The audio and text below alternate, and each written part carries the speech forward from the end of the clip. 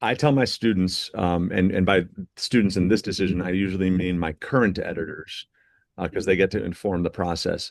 I get ultimate say because the program is mine. That's where one of those places where I don't tell them what to write or who to write about, but when we project the future of the program and who is producing and leading next year, if they each get a vote, I get like 60 votes, and I can supersede that. I rarely have to, and I'm proud of that because so often the staff and the current editors recognize who is best suited to the job. And every year around April or so, I offer a two-pronged, I use Google Forms to do it, but a two-pronged question.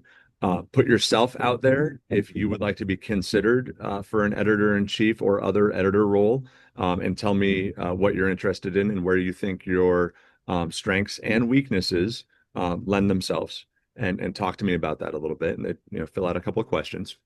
And then the second one is, hey, staff, who do you think is capable, has proved themselves, and will do right by the program in the year ahead? And I'll tell you, I don't think of that as a vote, even though you could put the screws to me and say that's exactly a vote. But it is, for me, an indication of support. And we get to this place where the kids really see it happening, and we end up with a great result year after year after year.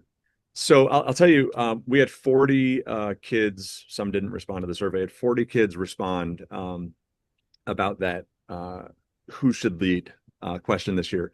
And one of my editors got 29 out of 40 kids saying it should be her. And I just think that that's such an awesome. I mean, the next closest was, I think, 19. So that kid had it going on. And the day that we announced that she was one of the three, the place just erupted because everybody saw it coming. I talk a lot with my kids about where their priorities are in the year ahead, right? So we get that initial, like, would you please consider me for photo editor? And we also get the, I think Johnny would make a really good editor in chief or a really good photo editor. I get those streams of data, and the kids that put themselves forward, I say, hey, come talk to me.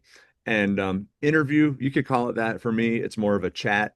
What are your priorities in the year ahead? Are you going to be playing varsity soccer? Where are you with your academics? Things like that. And then I also asked them about the program. What's working for you right now? What was most fulfilling for you this year? What challenged you this year? Where do you think I could do better to support the staff and the program? And I could talk all day. I try to keep it 20, 25 minutes. It's a time investment, but those are some big decisions because this is the core toolbox that we're using in the year ahead. And again, I think that scales as well. If you're looking for four kids, go have those four conversations. For me, sometimes I'm talking to 16 or 17 kids over a few weeks. And then one thing last on this, I'm always sure to do is to talk to the current editors in chief in particular, and say, listen, and I'll be pretty transparent with them. I will say I have held back some data sometimes because I don't want, maybe personalities to get in the mix or this or that. But I say, what's your read of the room and what's your read of the program, and what do you, if you were in my shoes, what would you have me do? I will back up and say, usually around Thanksgiving, I remind the entire staff we are 2.5 months in. The honeymoon is over. And for those of you that are really enjoying this and thinking you want to be a core part of this program next year, recognize that your audition has already begun and it's a year-long process. And I remind people of that time to time because it helps them kind of spruce up a little bit.